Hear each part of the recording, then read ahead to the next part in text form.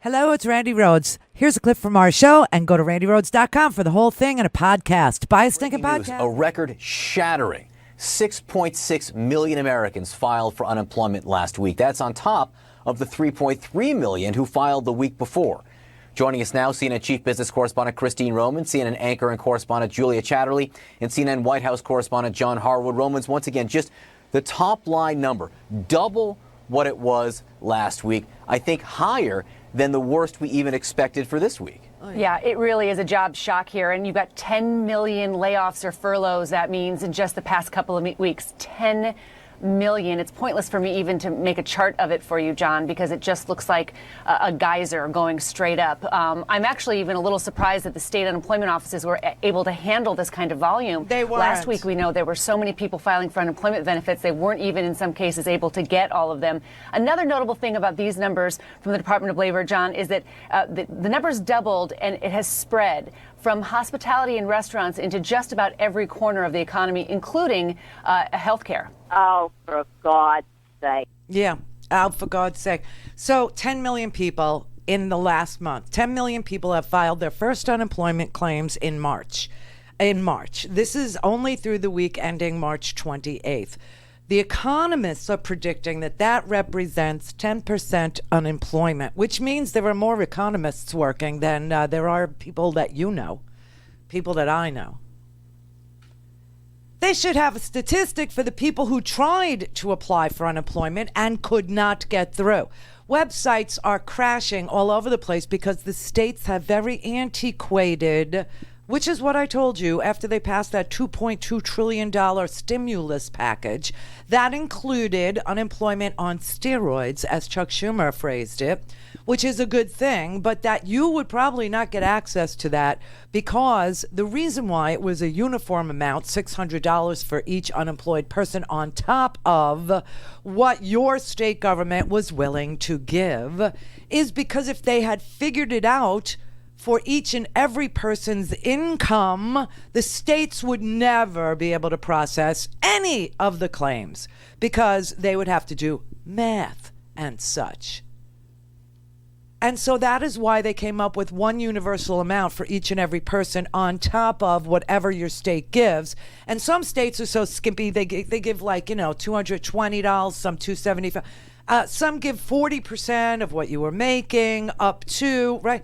So now they're telling us that people are going to have to wait maybe 5 months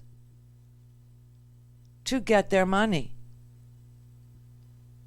6.6 million people in 1 week had to apply for unemployment. I'm telling you, I want a statistic for the people who tried to file an unemployment claim but could not, because if the 6.6 million number, those are the people who were successful. Those were the people that probably stayed up till 2-3 o'clock in the morning and then got through, right? Got through a website or got somebody to answer a phone call. So how many people did not file a claim because they couldn't file a claim? And that's on top of, states being overwhelmed by their own sick and dying. Which is a better stat? Which one do you want to talk about today? Because, we could choose, or we could do a combi show.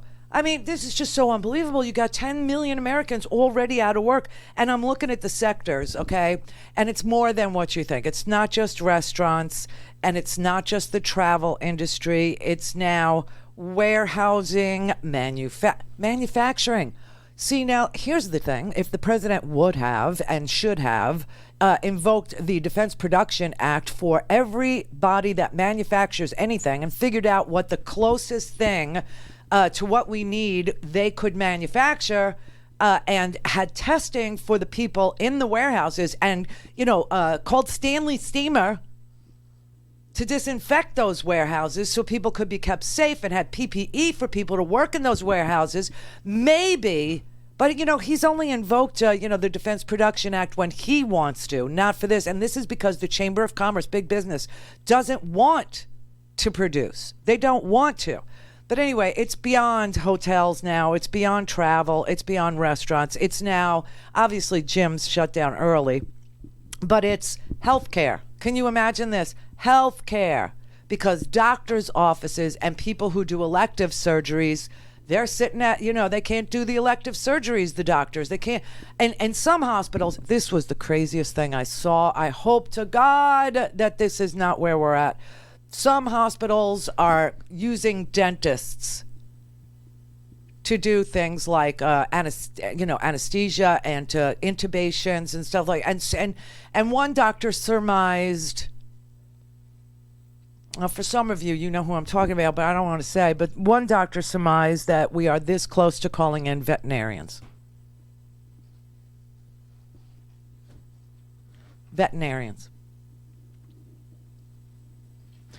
Yesterday when we left, my 5 p.m. number was 207,281 cases that we know of. So that just means that's how many people tested positive, right? But remember, there's a shortage of tests. Today's number at 2 p.m. was 234,768. So it was an increase of about 27,000 cases that we know of. The death toll is 5,586. And from some of if you follow me on Twitter at Randi Rhodes, you'll see that I've been retweeting some of the math geeks who are running these numbers, some of the math geeks who can see the pattern. Now, this pattern is pretty obvious. I mean, if you ever took an SAT test, right, you could spot the trend here. And it seems like the cases are doubling every 3 days. Every 3 days, you have a doubling of the death rate.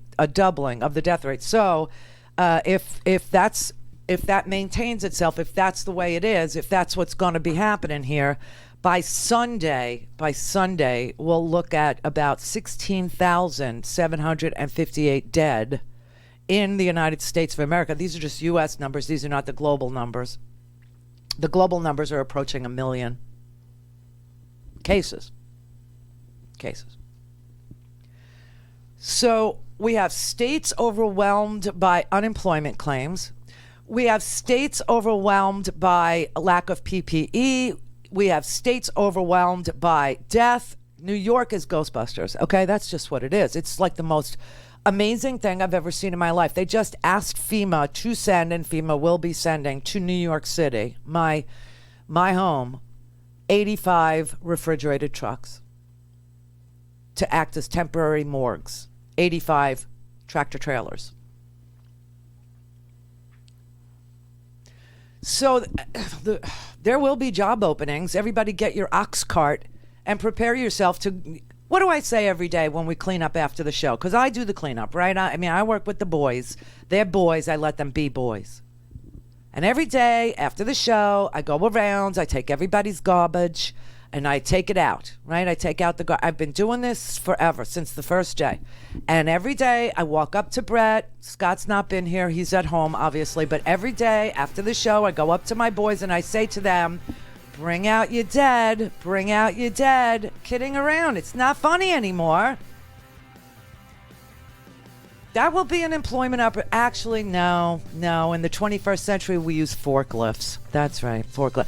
I don't know how many people have ever imagined their own funeral. I know there are people out there that are very neurotic and, do prior planning to prevent poor performance, and they actually plan their funerals. Some people actually do. I never imagined mine would include a forklift. And even though I was an over-the-road truck driver for a year, not long, but for a year I did it. Honest way to make a living. I never imagined my funeral would include an 18-wheeler and a forklift. Did you?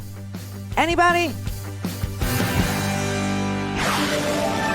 to RandiRhodes.com for the whole thing and a podcast. Buy a stinking podcast.